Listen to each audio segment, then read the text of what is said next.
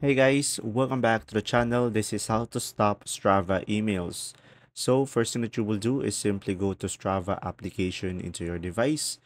And now from here, just simply tap on you at the bottom right corner of the screen. So tap on you. And from here, just simply tap on the gear icon on the top right corner of the screen. And once you are here on the settings, you can just simply go ahead and scroll down. And you should be able to see here, guys, email notifications. So tap on email notifications over here.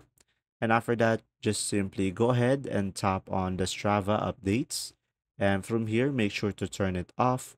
And after that, you should be able to stop the Strava emails. And now, when you go to the top left corner of the screen, we go back. We should have an option as well, push notifications. So from here, you will have multiple options as well. And you should be able to customize here to stop the notifications on the application as well. And there you go. If this video was helpful, please like and subscribe.